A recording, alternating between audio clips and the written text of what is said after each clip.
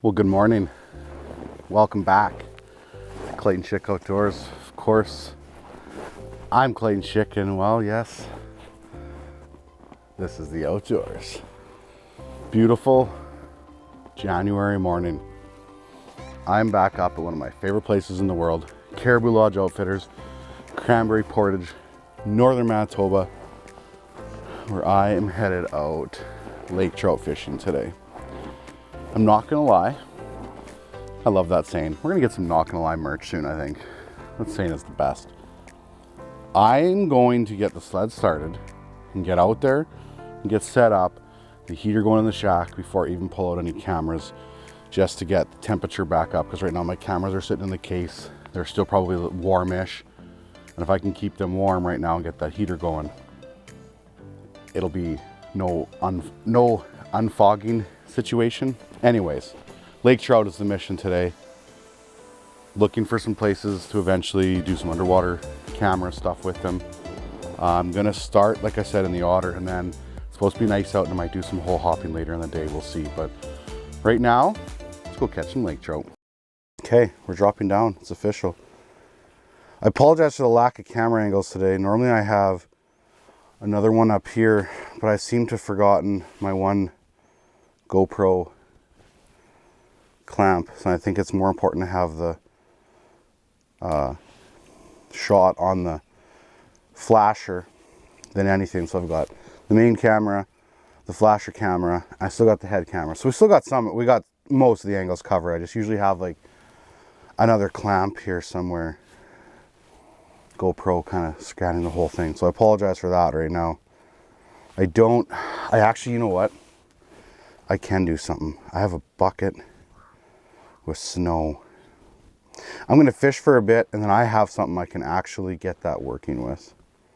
It'll be kind of from back there, but it'll still cover most of the shack. Might be actually, oh yeah, here we go.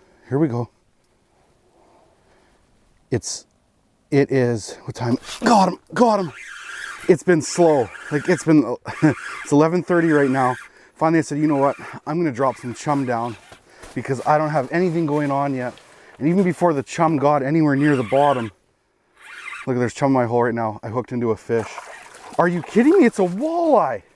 That was a suspended walleye up at, no way. Suspended walleye at 35 feet. That was an unexpected catch. That walleye was at 37 feet. I'm not targeting him, but because there's a good chance that it won't survive because it's coming out of the deeper water, I'm going to keep it as an accidental catch. It's about 20 inches. This is bigger than I want to keep for sure for any walleye, but I'm not going to take the chance of just letting it go to waste. I could fizz them and it would help for sure, but yeah, we're just going to keep them. Obviously, you'd never target walleye in 63 feet of water intentionally, but when you're on a lake that has multiple species, accidental catches are going to happen. Just like, say, if you're on a lake that has muskie and the muskie season's closed and you catch it, yes, you have to take the muskie off, you know, in the water and not take a picture with it or any of that stuff, but accidental catches do happen. I'm prepared. If it's a bigger fish, I have a needle to fizz them.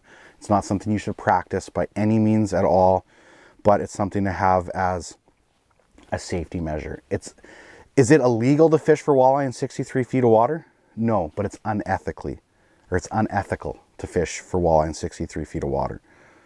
You know, 46 feet too is just another depth where you shouldn't fish walleye ethically and target them, or teach people that, and that for that matter. It's not right. I can't wait to cook that walleye up though, I'm not gonna lie. Like, I actually wish I had my frying pan with me on the ice right now, because that would be amazing. Oh, come on.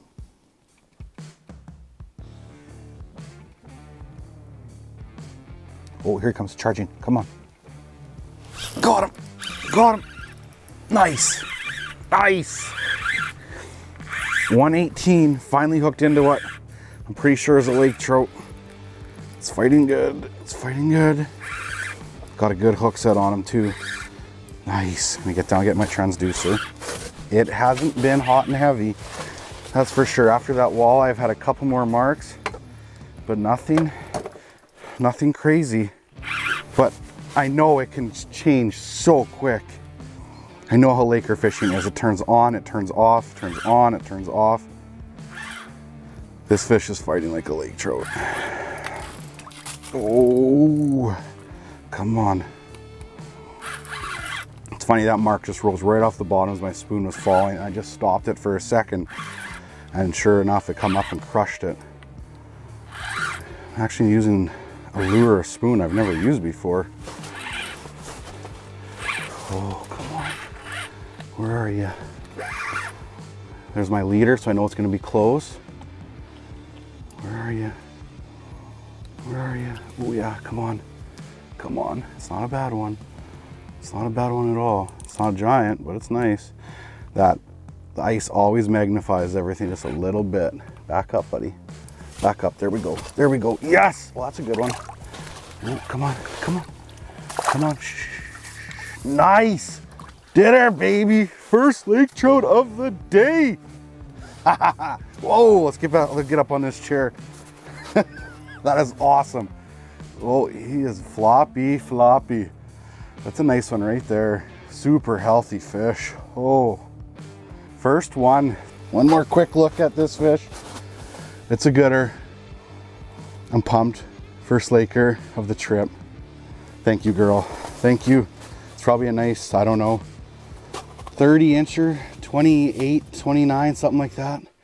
Be definitely too big to keep. There you go. Awesome. Bam. It's taking me to 121 to catch a lake trout, but I know it can change so quick, like so quick. That's what I went to catch that lake trout. It's new. It's called a slab spoon. I've never used that spoon ever, but look what color it is. If it ain't chartreuse, it ain't no use.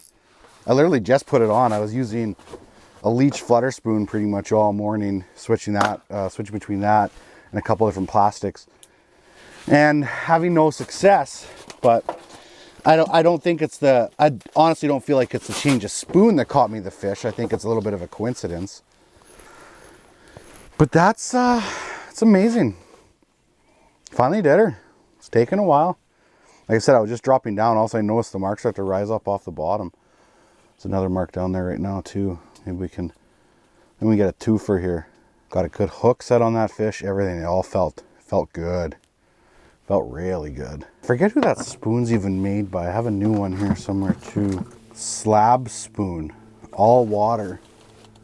That's who it's made by. 7/8 ounce lure with the number 4 hook. And I think I changed it to, no, I put on a number 4 mustad just because I like these hooks a little bit better. That's what I changed it to. Oh, got it. It was on my phone.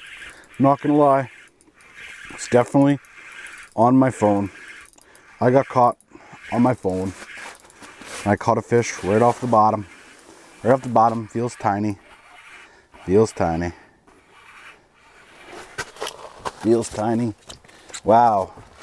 I definitely caught the world's smallest lake trout. So, that's what I do. Catch monsters. I didn't know they made lake trout that small. I really didn't. That is tiny. I'm gonna do a fun little Instagram post here as I let him go story because he's so cool. I can't believe this just happened. I just caught a 50-pound lake trout. This is like a 45-inch hole, so he looks a lot smaller than he really is. I apologize for the lame Instagram story release thing, but I'm bored, okay? It's been a slow day for this guy. I just want to have some fun. I'll pull up my mapping really quick and kind of show you how I picked this spot today. Not that it's that hot, but I think there's a, how should I say it? The barometer is through the roof right now, and high pressure usually means not so great lake trout fishing. I think that's kind of what's going on. I'm not positive, but I have a feeling that that might be playing a little bit of a factor right now. Anyways, what I was going to say was, even though my spot isn't hot right now, I'll show you kind of on the Humminbird here right away of what how I picked this spot. I'd like to catch one more fish and then we'll do that. No, another one.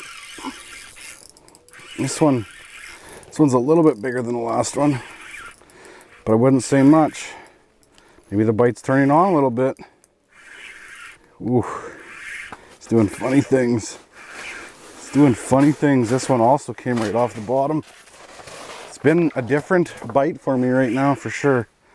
Catching most of my fish near the bottom. Haven't marked a lot up high. Oh, it's a burbot. It's a burbot. It's a burbot. Well, now I caught a burbot, and a small burbot at that. Look at the light color on him. Crazy. Crazy. Eel pout, burbot, bottom feeders. Eating my chum down there. I'm gonna eat you. You're gonna be lobster. Poor man's lobster. Oh, what's up there? Like 15 feet. Oh yeah. Oh yeah. Come on. It's way up shallow. It's gonna smash him. Oh, come on. Come on. Here it comes. Here it comes. Come on. Oh, come on. Don't do it to me. I'm gonna go past him for a second. He's chasing it down. I'm gonna stop it. Here it comes. Come on. Come on.